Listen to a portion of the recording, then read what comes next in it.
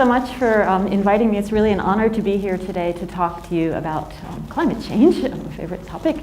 And yeah, I'm going to run through a research project that I'm working on. It's a 5-year research project that is really looking at that relationship between adaptation and transformations to sustainability.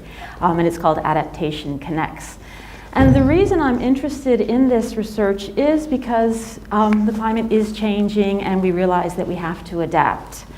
And we're adapting to changing conditions all the time, but one of the real questions is, what is successful adaptation to climate change? What does it mean? Can we adapt to a 2-degree warmer world, a 3-degree warmer world, or a 4-degree warmer world? And how will we know that we have actually been successful? And I'm skeptical to the idea that we can successfully adapt to a 4-degree world and keep the things that are meaningful to us. And my hypothesis is that successful adaptation will only happen through social transformations. By really getting, as a society, that we are influencing the future right now and adapting to that very idea that we are changing the climate. So this is part of my research then, is really looking for what are the conditions that will enable these transformations to take place. And the ones that I'm really interested in are collaboration, creativity, empowerment, and flexibility, especially the flexibility of narratives. And I've put together a really great research team that is doing projects like Coffee Connects, looking at the global value chain for coffee from farmers in Guatemala and Burundi up to the distributors at Costco, to the baristas in Oslo, and how do we actually adapt the whole chain and treat it as it's a living chain rather than just a bunch of connections. Travel Connects is looking at the narratives we have in the Arctic and Antarctic about, with ecotourism. How are we talking about a changing climate as it's changing in front of our eyes? Education Connects is looking at how do we empower young people, not just to feel like, oh, the climate is changing, I better lower my footprint, but how do we make them empowered with political agency to change systems and structures? And finally, Art Connects is looking at the science art interface and how do we actually harness that creativity for thinking different ways about the future and realizing different possibilities and potentialities. So just to kind of run through these, the questions that we're really engaging with is, in terms of collaboration, is how do individuals and groups engage and collaborate with people, especially those holding different beliefs, values, and worldviews, because it's really easy to collaborate with those who are like us and who see the same world. But when people don't, and we live in a world where people don't always value the same things, how do we actually connect with them? Adaptation through creativity looks at the role that creativity plays in adaptation processes and how it can contribute to new types, tools, and approaches to adaptation responses. And I would just like to add here that we had a successful defense that is really aligned with the project that I'm doing. Diego Galafasi yesterday defended his dissertation that really was looking at what is that interface between art and adaptation to climate change and how did we get ourselves into this knot. Adaptation through flexibility is really looking at how flexible are the stories we tell ourselves, how flexible are our narratives in terms of our adaptive capacity and our ability to transform. When I ask scientists, like, how flexible are your beliefs, they usually just sit there and look at me like, not. And I think that that's really important, is that our own, we're trying to change the world and change the way other people think, and they're, kind of shattering their worldviews, and we're not really that willing to look at our own. Adaptation through empowerment, it is really looking at the education system, not just of young people, but of everybody. How do we educate people to foster that sense of personal and political agency that will contribute not just to individual change, but to collective change? So those are kind of the ways that we're working in the project. And the context of this research project is that the climate is changing, and the IPCC recognizes that the future is a choice. You're probably familiar with these maps that show that the 1.5 to 2 degree warmer world is dramatically different than a world that is 4 degrees warmer. And we are going to have to adapt to a 1.5 or 2 degree world. There will be people who will be displaced from their land and homes, and we will lose things on that, but it's nothing compared to that 4 degree warmer world. So the synthesis report of the IPCC stated in 2014 that without additional mitigation efforts beyond those in place today, and even with adaptation, warming by the end of the 21st century will lead to very high risks of severe, widespread, and irreversible impacts globally. And we say that with high confidence. So there's the writing is there on the wall, so what do we do about that? How do we do it? And scientists have mobilized, especially here at Stockholm University, the Resilience Center, Future Earth. We've kind of said that, okay, we have 3 years to safeguard our climate. That was published last year, so the clock is ticking. We have 2 more years. We have roadmaps for decarbonization. We know exactly, and the IPCC says that we have the technologies that we need. We know what we need to do. We have the roadmaps, we have the path. So let's get going. Let's just bend those curves.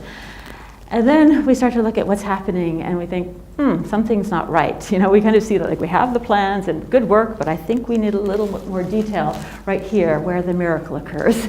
And that miracle is social change. That miracle is the mobilization of society. And that miracle is actually understood by people in the social sciences and humanities that are looking at how change comes about. So the books that I read to try to understand transformation aren't IPCC reports and physical science things, but they're really about personal change and organizational change and community change and systems change. How do we change the political economy? How do we change our own insights about the world? How do we change, really deeply, the changes that were happening? And a few years ago, I ran into a book that Adaptive Leadership, Tools and Tactics for Changing Your Organization in the World. And I was like, oh, great, this is what I need. And it's written by some people in business organization at Harvard University, Ron Heifetz and his colleagues, and they make a really important distinction between 2 different types of problems. So while the science community is going incremental, transformative, and coming up with all these different classifications, they're saying you have technical problems and you have adaptive problems. And technical problems are those that can be solved and diagnosed by applying or improving established know-how, knowledge, and expertise. So we mobilize, we invest more money in research, we put our best brains toward this, and we figure out how to actually solve these things. And the roadmaps come out of this. Adaptive problems or adaptive challenges are very different. These draw attention not just to the technical dimensions, but also to the mindsets through which we are actually framing problems and solutions. These are the individual and shared or collective beliefs, values, worldviews, habits, and the loyalties, the things that really make us human, And it's very, many problems are adaptive that have technical dimensions by, no doubt. But the adaptive problems are the ones that are really challenging. People always ask me for give me an example of a technical problem or not. And I think that it's a really good way to think about how we're approaching climate change. Many people just treat it like a CO2 problem, a pollution problem, something we just have to get the technologies right, clean cities, clean energy, renewables, etc., and then all will be well. But it doesn't have, and that's really important. But if we don't start to look at the human dimensions, especially the deeper human dimensions, how do we collectively organize? How do we arrange society in a way that works for everyone? We're not necessarily going to get there. And going back to you can say that retrofitting pipes to carry more runoff would be a technical problem. And that's what I thought too, we just do that. But I found this in the Oslo paper in the fall that they've dug up pipes to make new pipes and everything. And then a disgruntled resident says, after nearly 4 months of digging and traffic chaos on our street, they finally finished, paved it over nicely. And then 1 week later, in come the excavators ripping up the freshly paved asphalt, creating new holes in the ground, creating traffic chaos and noise from morning to night. So what they did is they paved it to do the pipes on one side, and then another department came in and did the wiring on the other side. And so he's saying when the street is dug up, paved, and excavated all over again, doesn't this indicate that there's no dialogue between the agencies? And these agencies sit in the same building with each other, and so they kind of come in and say, well, this is the way that we plan. But it's really telltale of this idea that yes, we have the roadmaps, yes, we have the solutions and everything, but how do we organize ourselves in ways that can do this? And if we organize, if we address a technical problem as if it's, an adaptive challenge is as if it's only a technical problem. It's really like kind of shuffling the deck chairs on the Titanic around and thinking that we're going to do something and painting them green so we feel good as we're doing it and thinking, patting ourselves on the back. But really we're headed in that same direction. We haven't gone through that transformation that actually, turns the ship in any significant direction. So why do we do this? What is our problem in terms of why do we resist adaptive challenges?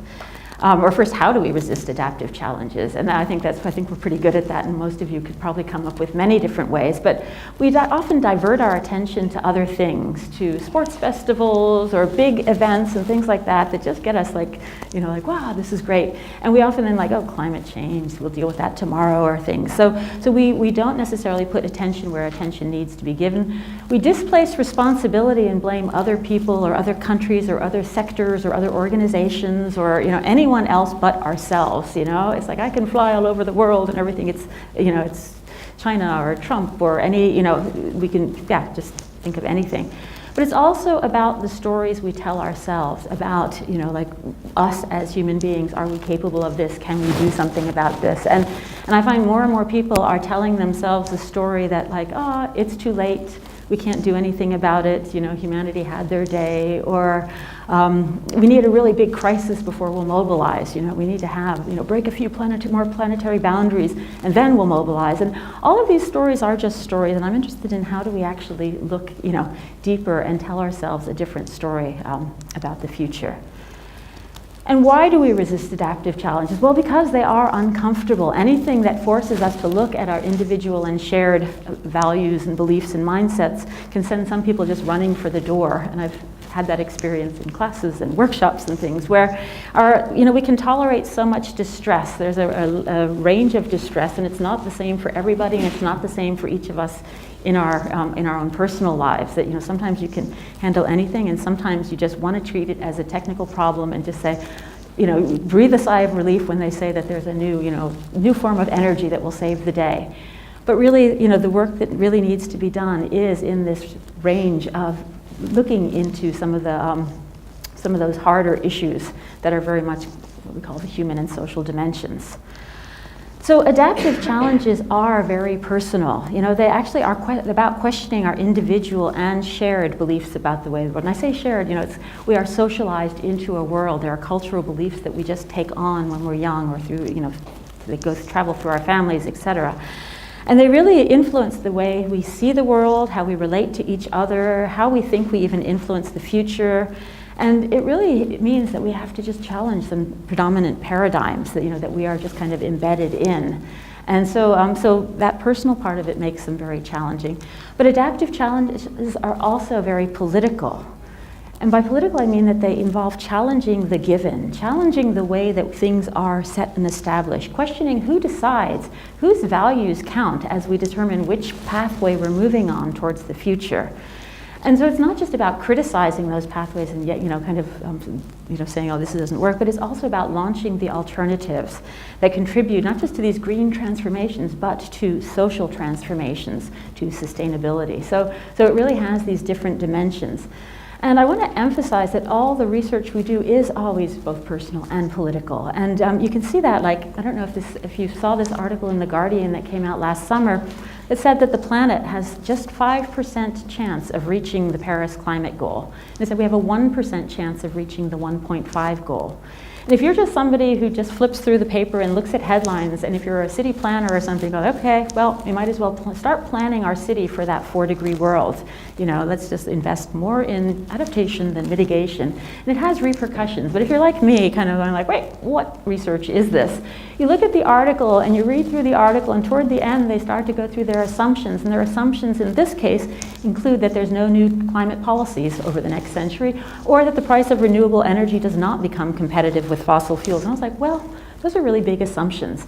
And these kind of integrated assessment models, they do not actually take into account people. They don't take into account power, politics, social movements, changes in worldviews and mindsets and paradigms that shift with generations, and we see that is, that's how change actually happens. I've done research on voices of the future and youth and things, and that paradigm is not that we have to create a paradigm shift, we have to actually let it emerge faster. So those are kind of the aspects that I'm looking at. And I've become very critical of just this idea of adapting to climate change, because I think it can be very dangerous. And if you go back to Paulo Freire, who in 1970 wrote Pedagogy of the Oppressed, he kind of made this point quite clearly. He said the educated individual is the adapted person because she or he is better fit for the world. Translated into practice, this concept is well suited to the purposes of the oppressors, whose tranquility rests on how well people fit the world the oppressors have created, or how little they question it. The more completely the majority adapt to the purposes which the dominant minority prescribe for them, thereby depriving them of the right to their own purposes, the more easily the minority can continue to prescribe. And I just looking at it through my climate change lenses, I think that if we just replace oppressors with polluters, we just start to see that we are just adapting to this world so that we can continue keeping the world in the same track that it is going. And I think that that's really important, that you know, to think about what are we just going to keep adapting and adapting and adapting, or at some point are we going to start transforming? So the question that I'm really interested in is, how do we adapt personally and politically to the very idea that we're transforming the climate system and that we have that potential to transform systems and create a sustainable world? So I'm not interested in whether it's possible, but I'm interested in how it's possible. How do we actually get there? And to do this, we need to really take the concept of transformation seriously. Many people, it's like transformation, it's like a buzzword, and everything is, change has just been crossed out and replaced with transformation in many contexts now. But transformation, I think, really is different. It's not just a transition from A to B, but it really is something that's much deeper. And it can be a physical and or a qualitative change in form, structure, or meaning making. And I think that all three of these are really important and really part of it, because if you look at the quintessential caterpillar going into a butterfly, you see that the caterpillar changes its form over time. It changes the structure of its cells. I mean, it literally like falls apart and reforms, and it changes its meaning making, if you could say that about a butterfly. A butterfly sees a very different world than the caterpillar sees. So you're really getting a whole different perspective. And those are the kind of transformations that we're looking for in form, structure, or meaning making.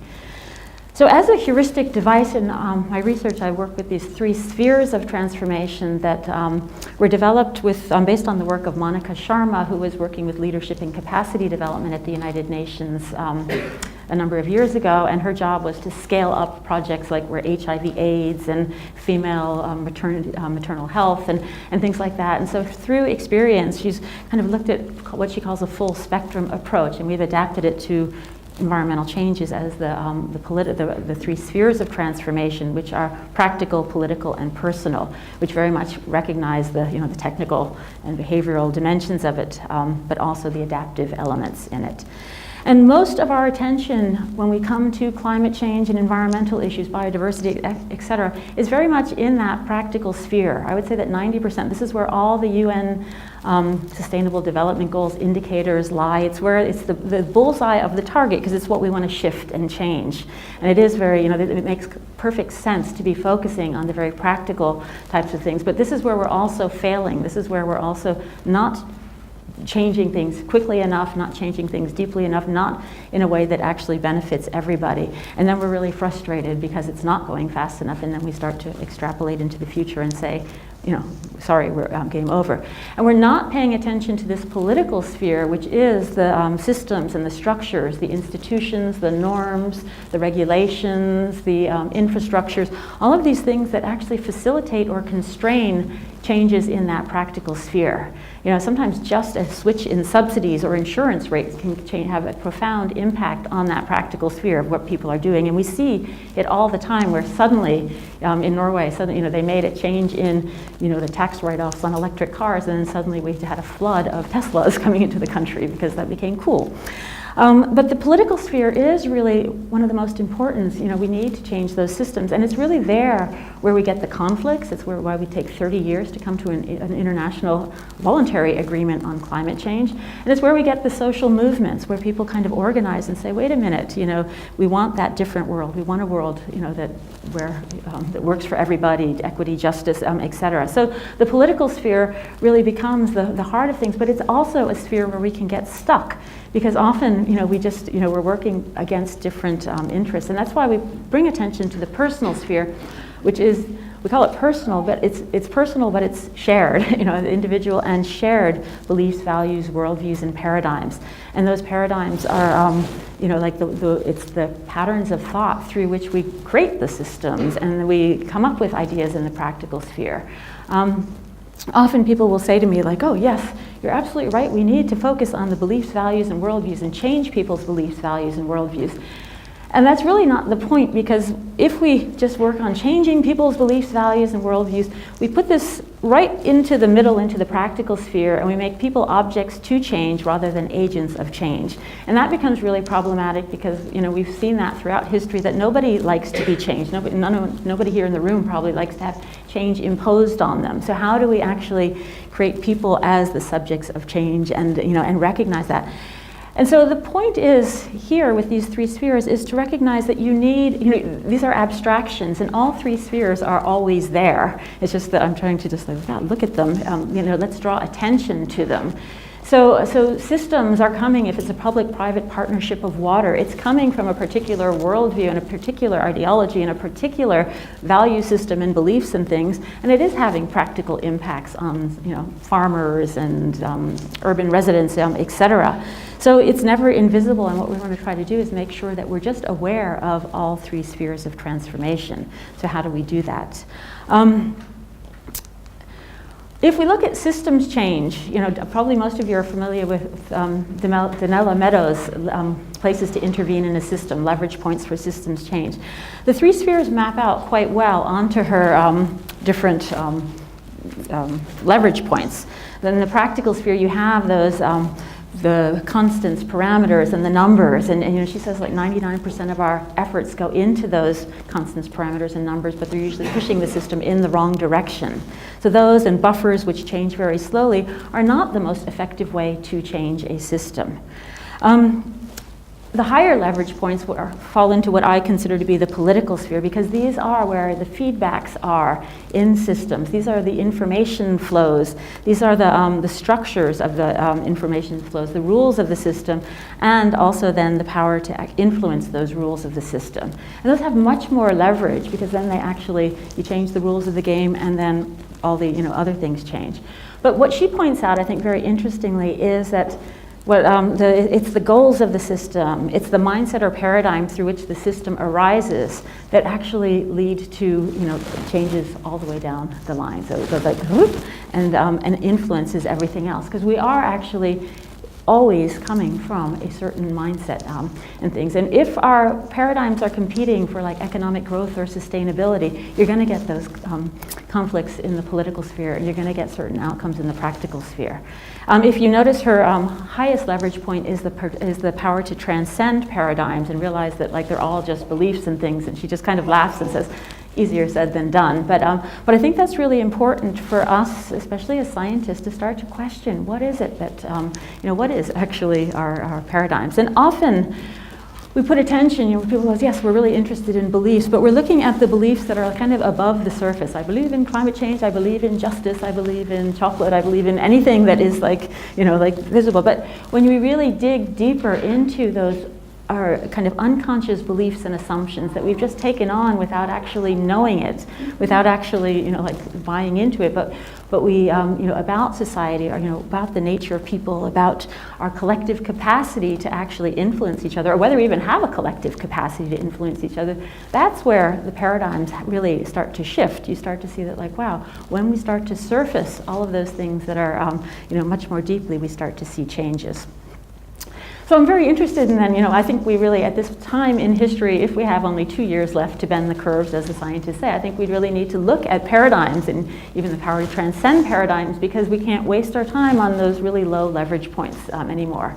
And people are working on those. So I'm very interested in, the paradigm is already changing. And I feel awkward with Isaac Newton standing right there, but to criticize the Enlightenment paradigm, but it is very reductionistic, deterministic, and he considers humans as like completely material, and mental states are nothing but brain states, so consciousness itself is an illusion. There's no room for experience, meaning, or purpose, which of course would depend on consciousness, and there's no free will or choice. That's also an illusion. So finally I get to say it to him. But this idea then that we're living in a paradigm that actually doesn't really recognize our free choice, our capacities to actually have, it kind of gives us this future being determined, and then it becomes up to some experts to tell us what to do and how to do it and everything. And I think, fortunately, this paradigm has been replaced, and here we are in the room of Carl Linnaeus, and he's probably much more in terms of this enlivenment paradigm, a paradigm that actually, it's a cultural worldview that's emerging that emphasizes the importance of lived experience, of embodied meaning, of material exchange, and also of subjectivity. So we're starting to really, the other paradigm is actually emerging in here, and we're just, we need that picture of the next person there. And I think it's really important to start to look and see that these, people are actually working from this paradigm, especially young people. And we've had a paradigm shift underway for the last 100 years or so, and that's been in quantum mechanics, which has forced physicists to reshape their ideas of reality and to rethink the nature of things at the deepest level. This is from a Science article, and to revise their concepts of position and speed and the notions of cause and effect at the subatomic level. So this, and we still haven't really made any kind of sense of linking this with philosophy and what are the meanings, but we know that the subatomic world is really different, and oh my gosh, there's no real one interpretation of quantum physics, and but we do know that it's responsible for most of the technologies we have, quantum computing, quantum security. It's all, kind of the second revolution or third revolution in quantum physics is happening. But there's also social scientists who since the 1920s and 30s have also been thinking about this new physics, because social science is very much based on his physics, on this very material individualistic world where we aren't naturally connected. And so quantum social science is just using the methods of quantum physics to look at quantum decision making and quantum game theory and things, not saying anything about what's real in the world or what's not, but they're finding that idea, you use those matrices and preference reversals are allowed, and it actually predicts human behavior much better. We have agential realism, Karen Barad's work in New Materialism, that is looking at how our meaning in every second we're making that cut between us and the other and us and the environment and everything. And she's looking at how that meaning is produced again and again and again, and she goes very much into the whole quantum Bohr's interpretation of quantum theory. And Alexander Wendt, who is a political scientist who kind of promoted constructivism in international relations, when he met his critics as the realists, he said, what if we're all wrong? What if the world is actually, if we reinvented social science from based on today's physics, what would that look like? So let's start from scratch. And I threw in the life on the edge, the coming age of quantum biology, because the biologists are also starting to look at this is not just a subatomic level, but bird migration, our sense of smell, they all have these kind of quantum elements in this, and they pose a lot of really great questions that that it's not there is no difference between the subatomic, we're living on the edge there. And so Alex Wendt's idea is that if human beings really are quantum, then classical social science is essentially founded on a mistake, and the social life will therefore require this quantum framework for its proper understanding. So he's putting himself way out on a limb with a very speculative interpretation that's based on quantum brain theory and panpsychism and things, but he's a really, he does it in a very elegant, theoretical way.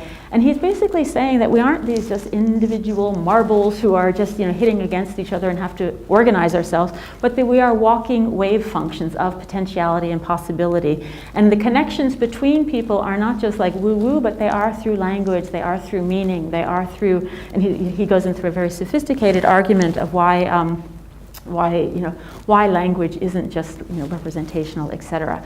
And I think this is really interesting just to start to think, like, what if we were actually connected non-locally rather than just locally? What if language and meaning spread in different ways? And if you look at a lot of the work on social networks in the book Connected by Christakis and Fowler, they're looking at how we are actually influencing up to 6 or 7 degrees. And toward the end of the book, they just conclude that we really don't actually have a good understanding of the relationship between the individual and the collective. And other agent-based models, they show that changes in beliefs, you see a tipping point where minority opinion becomes majority opinion when enough people strongly believe this. And this can go one way or the other, as we've seen in recent politics. But that you can start to see that there are, we don't need 51% of the people to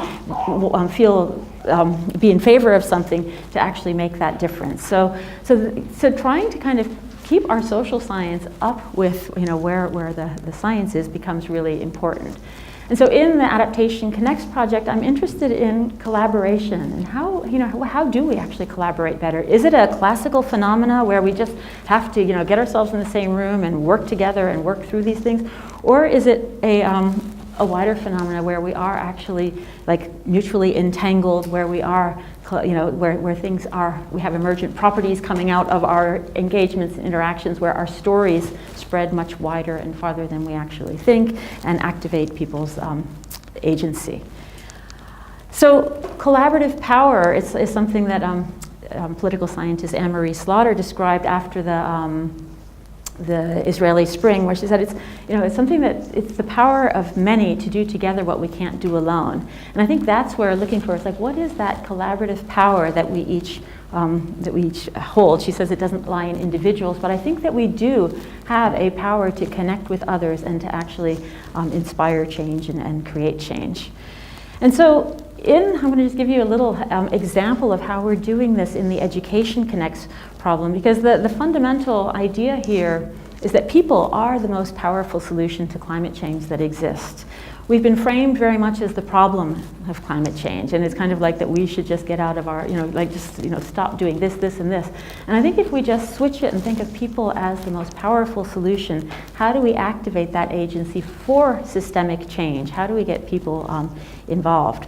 And in Education Connects, we're looking at how you can do that in schools through experiential learning, through getting people to see things. And there's a lot of articles and people questioning the old way of teaching the Newtonian approach to society to people, almost indirectly, unconsciously, just that we're doing that. And Blanche Verley writes about rethinking climate education, climate as entanglement, and she draws on Karen Barad's work of entanglement in agential realism. And then I can't read the little lines, but she says, I show that we are part of the climate which we seek to understand. So getting rid of those boundaries between human and nature then becomes part of that, of the way to see that. But how do you get that into the education system? How do we start to really think through that? And one of the ways that we've been doing this, and I've been doing it with students for a number of years, trying to get them to understand systems change and global environmental change, and to, their own role in it, is through one small change experiment. And in the middle of telling them about Janella Meadows and social practice theory and all of these things, I thought, just do one small change for 30 days and reflect on it, and start to see your own self, how you are embedded in a wider context, how you influence that wider context, and how that wider context influences you. So I asked students to just pick one of their, pick a change, any change, and follow it for 30 days. And some of them gave up meat, some of them gave up cars or public transport and rode their bicycles, some of them gave up plastic bags, some gave up plastic water bottles. One of them decided to live on 50 kroner a day, which is not easy in Oslo.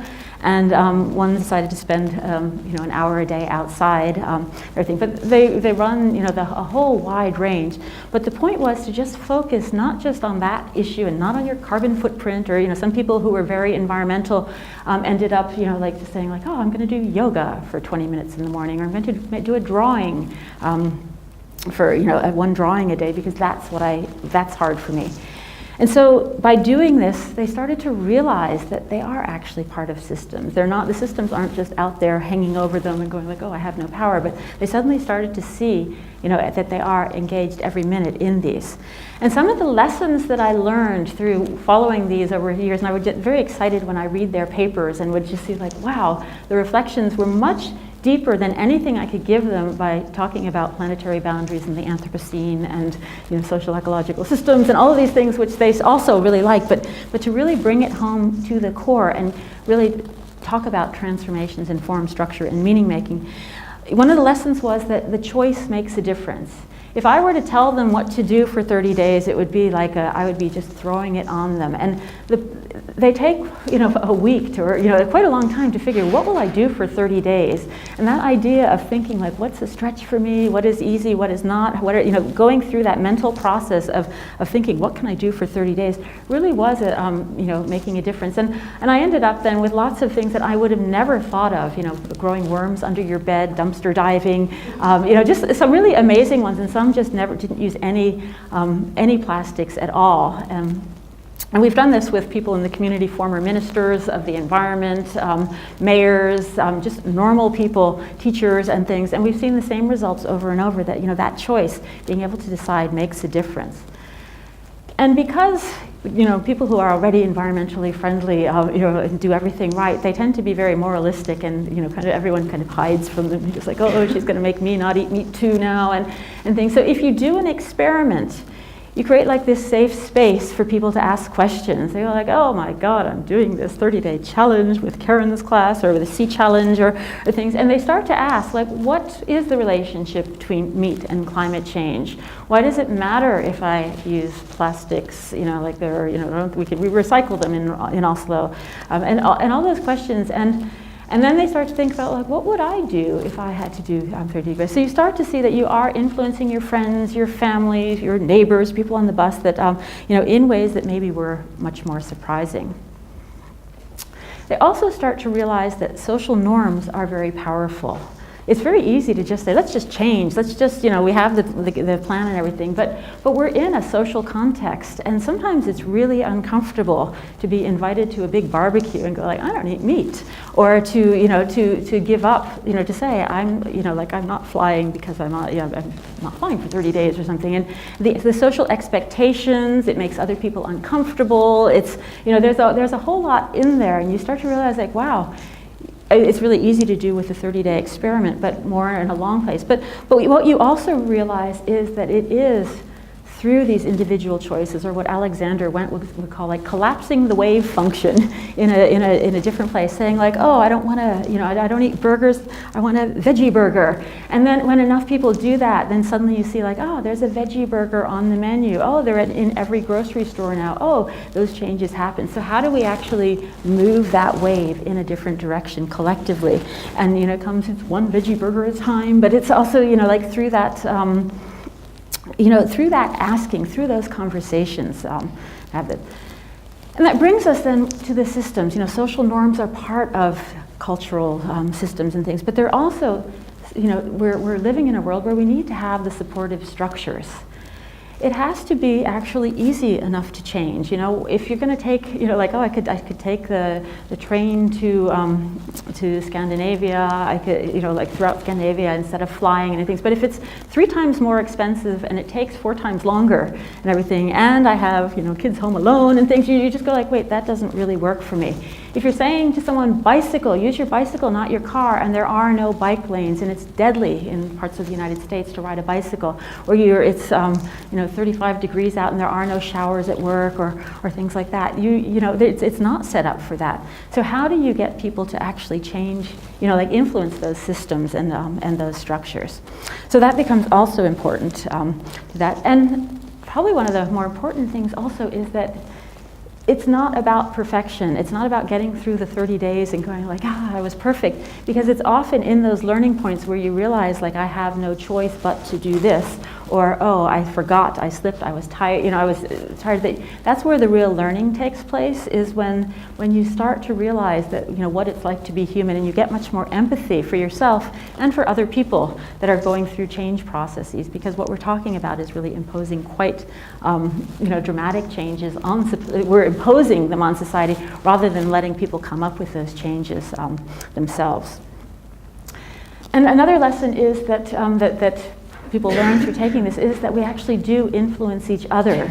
Often through the stories, they blog about it, they talk about it in class, in conversations with people on the bus, they start to realize that they're being heard, they're being listened to. The person next to them in line is hearing that they're not using a plastic bag and things, and that those stick with people, the stories we tell, the conversations, and that gets into narratives, that we start to create a different story about change, and that becomes really important, that we are influencing others, and we're also influenced. Because probably one of the things that got me very excited about this was that I started realizing that I was always doing a challenge too, but I started to take on all the students' challenges. So I would be just like, oh, Frederick is watering his plant, I better water my plants. Oh, Maudit is taking plastic, I would just kind of take them all on, but also think of a name with them. So when I'm walking along, I'm just kind of, I think of those who, Milda only lives on 50 kroner a day. I can do that too. And you start to just really like, wow, it's like after having, hundreds of students, it's many names and many practices and things, but you also realize that it influences yourself, because over time you just kind of go like, oh yeah, so I stopped shopping last January, and then it took me, it's just like, oh, I just walk through, shopping has not become, is like almost, I have to force myself to. And you start using plastic bottles and things, it just becomes, why would I do that? So reflection then becomes probably the final and most important key, is that you can just change, but it's through reflecting on your own habits, through seeing your things from a different perspective, looking at as an object to change. And that's why one change is, you can look at 12 balls in the air and go like, wow, I can't make sense of it. But if you do one thing and change it, you start to see how transformations in form, structure, and meaning making, work together. What are your assumptions about change? How do you change? So we've been piloting this so that we can actually launch it in high schools and do a treatment to see with, kind of a transformative program versus a reduce your carbon footprint program, carrying around little carbon calculators. And we see that we've been doing it with my undergraduate class and an undergraduate class at Rutgers University, and they're all logging on and like, help, my bananas are getting brown again, if they're reducing their food waste or things, or zero waste, or they're doing that. And it's been really interesting to just, it's really amazing to read the stories and to find out and to follow them through this process, the frustrations, but also the ripple effects that they have on their families. And in the United States especially, a lot of them are not drinking from plastic bottles. And it's just amazing how many cases of Poland Springs water are not being bought, were not bought last month, because it's a huge issue. And it's really, to start to see how people really look at change differently. This was just posted, I think it was like yesterday, and she says, it's over, or is it? And she says, the cCHANGE ends today, and I have to say it was a really eye-opening experience. I have definitely learned a lot about how my own challenge can make a difference, and even reading other people's stories was enlightening to see how taking part in this challenge had such a profound impact on all of us. Even though the cCHANGE we took together as students ends today, I think we all continue this into the rest of our lives. I'm definitely going to push this into my family, so to hopefully open their eyes about how small changes can make a huge impact. I'm really happy about taking part of this and excited about where I can take it next. Now, granted, she's getting graded, and my students do not get graded, and they do not post those things. So at Rutgers University, it's like that. They're getting graded. But it is reading these types of stories that they start to see that they matter. And that's why I'm interested in these patterns, because in the classical pattern, we as individuals really do not matter. And what we really need is a story where each and every one of us does actually matter. And so in the research project, we'll do follow-ups to see, are they empowered, and how do they actually see themselves, and using an analysis of these blog posts and micro-narratives and things to see, like, yeah, do they, what are the effects 1 year later, 2 years later? Are they actually activating any sense of agency, or was it just a blob? And we don't expect it to be the same experience for everything. But just to end, this whole idea then of, how do we actually work together as a society to collectively transform at the rate, scale, speed, and depth that is called for by environmental challenges, I think is the big question of the day. And there's going to be so many different ways of going about it. There's no one different solution. But the project we're doing really is about, it connects, actually it's an acronym that stands for Combining Old and New Knowledge to Enable Conscious Transformations to Sustainability. And so through this, I think that the whole idea of connecting consciously, conscious change, creative change, collaborative change, and telling different stories about the future, then I think becomes probably the most important thing that we can do right here, right now, to make those changes. So I would love to open it up for questions, and thank you very much for listening.